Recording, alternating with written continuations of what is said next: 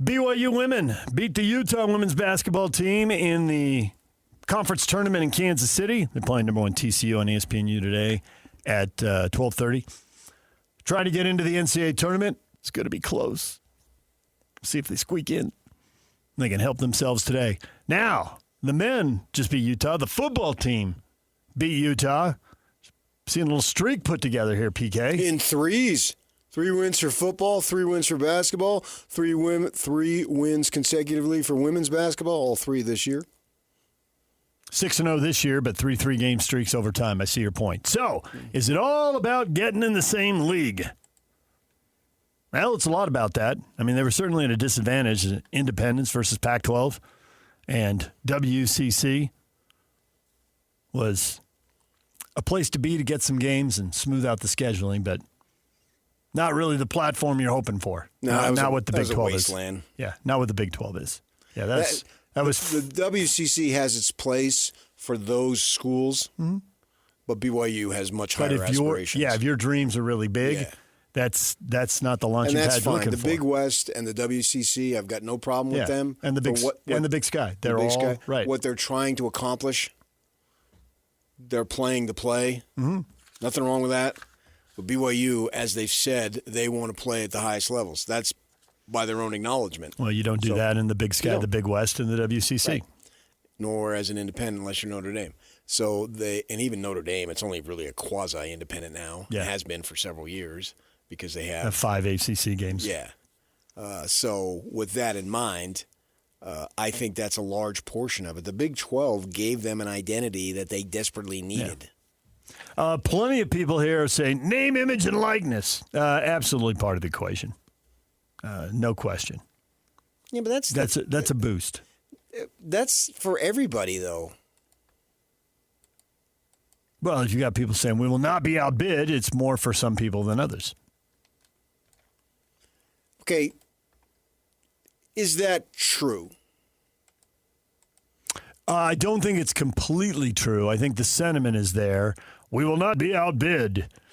And yet you lose players, so at some point somebody does outbid you. Now people are also offering playing time, and there are bigger platforms than the Big 12. You know, if somebody chooses to go to the Big 10 or SEC, great. And some people are leaving for playing time. Not in basketball, there aren't. No, not in basketball. In basketball, this is an awesome platform. Right. I mean, with Arizona and Houston, Kansas and Texas Tech, Iowa State, I mean, the league's just loaded. Yeah, and then you got teams down at the bottom that are beating. The Devils have their last 2 home games. They got wins over nationally ranked teams. Yeah. Took Kansas down. You'd have to think, well, if they were in a West Coast Conference, they'd probably have a pretty good record, right? I think they could handle a trip to Portland. Yeah. So with that in mind, that is league affiliation. It's not, I would put for basketball, sure, money, yeah, I get it. But would they have had less money if they were in the WCC? That's a super interesting question. Would people have just backed away? There are definitely people, and we've heard this. I've heard this from multiple people who do fundraising at BYU. It's like they'd go to them and they say, talk to me when you're in a bigger platform, you know, when you've got that. Then I'll give. And they literally went back to them at that point and said, give. So now there were obviously people giving big money when they were in the WCC. They went back to them and said, give? Give now. You know what you said. Give said the little string? Do it. Might have been a little more sensitive than that. Let's get a tea time. You give. Give, oh, give. Said the little string? Might have been more a little cordial. I mean, there are people in that department. There are people in that department like Robbie Bosco and Chad Lewis smooth it over who are possibly a little more fine-tuned, but the message was clear. Give. The velvet glove. You know what you said. Don't lie to me. You know what you said to my face 3 years ago. And let's go. Don't make me go get the Mormon Mafia and shake you ultimately, down. Don't make me go get Tom Holmoe. That is the message. I'll get Tom. And, that gave them a lifeline. There's no question about it. And I could strongly, strongly argue through conversations and knowledge, Kevin Young's not coming to the West Coast Conference. No. Yeah. Yeah, totally get that. AJ DeBonce is NBA, not coming West to the West Coast Coast. Conference. Yeah. It's not happening. Right. Yeah. No. Coaches and star players and It's You don't it's have a to totally be different ballgame. a college basketball guy if you're in the NBA because you don't have the time, but you know the Big 12 is good. Yeah. Even if you don't know the names and who's doing well, you just know that's a good basketball league. Well, if nothing else, you're on flights and guys are looking at scores during March Madness and it's their alma mater and everybody's talking. Yeah, you know. So I think that was a significant factor. And there's no doubt that money, but what are we looking at? We keep talking about the money at BYU, and I've got no problem with it. But then when you talk to Harlan and these guys at Utah, and they say they're fine. Yeah. But do you buy it? You think he's lying? Buy it to a point. I don't see another Alyssa So Peely he's coming partial truth. If you're partial truth, you're lying. Truth is truth. I don't see another Alyssa Peely coming in. Now, she came in right at the start of the NIL deal, and I think Utah women's basketball Lonnie White came back. Had a booster or boosters. She came back. She left and came back. And she's in the WNBA, and I don't see WNBA quality. I don't see another Alyssa. I don't think Alyssa Peely is in the WNBA. Is she out now? Yeah. She was the first-round draft pick with Minnesota. Great player. Yeah. And they darn near got to a Final Four. Mm-hmm. But, I mean, Utah just rolled out a 10-2 season and has lost to BYU by 4 points in the last couple of years. And they're not doing that with no money. So, I mean, obviously. 11-2, actually. And then you got men's basketball. It's like, well, we're waiting here. That thing's been down forever. It has been down forever. And that's, it has been. I mean, it's basically 20 years of being down.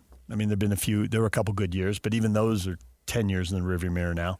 I think this is the 10-year anniversary of the Sweet 16. Yeah. Yeah. Krasoviak had a Sweet 16 team and a second-round team back-to-back. Right. And that's you're pretty good. You're round of 16, well, you're round of 32. 3 NBA guys. Consecutive years. Right. But those three guys, Kuzma was the last of those guys. Mm-hmm. And then since then. Yeah. I mean, Carlson made the NBA. Right. But they really couldn't get anything It'll going. be interesting to see if they have the money to go get guys. The timing was all wrong. And Big Kid Lovering is in the NBA now, too. Right. The timing was all wrong for Alex in this first year. I mean, it's just none of it lined up. Nobody expects anything different. Right. But in the second year, it'll be interesting to see. Well, they got it. Yeah, you got to show progress. Yeah. In regular times, when the rules were the rules for many, many years, it took Steve Cleveland and Larry Kay 4 years to get to the tournament. Right. And I can remember in the locker room when they beat somebody. They beat Stephen F. Austin, Brad Underwood. I remember talking to Chris Hill up over in Portland covering it, and he said, "I got my eye on that guy," and because Chris Hill has a basketball eye, and look, Underwood's now at Illinois. And he's done very well. He's a good coach. And I remember standing in the locker room asking Larry, 4 years, man, take me back, the struggles and all. And I don't know if he was just going through coach speak, but he did say, I expected to get here sooner. But when you look at what Steve Cleveland did and what Larry did, very similar, and it both took them 4 years. Right. So we got to give Alex some time. You can speed it up because of the immediate eligibility. I understand that, but you can't speed it up from last year to this year. He couldn't speed up year one. And with Larry, there was that phrase year zero because Larry had a similar deal where we came in and all the guys left and everybody's committed. And so it's like, okay, you literally can't do anything about this year. Right. Your hands are tied. And so it got referenced as year zero. And we should probably use year zero for Alex. But who does he bring in now? Now he's had this full year. With a full staff. Yeah. To evaluate guys, general see manager guys, and blah, blah, blah, line all everything stuff. up. Yeah. As opposed to at this point last year, I don't know that we're 1 year. We're getting close if we're not 1 year of his hiring, but he stayed and coached in Dallas even then as he was putting staff together. As we've heard from other coaches who come on the air, like teams are getting lined up in November, December, and January. So yeah, his back was against it. Yep. All right, DJ and PK, when we come back, David Locke, radio voice of the Jazz, after the win in Washington, headed to Milwaukee, and Ace Bailey coming off a massive game. We'll talk to David Locke about Ace's progress next. Stay with us.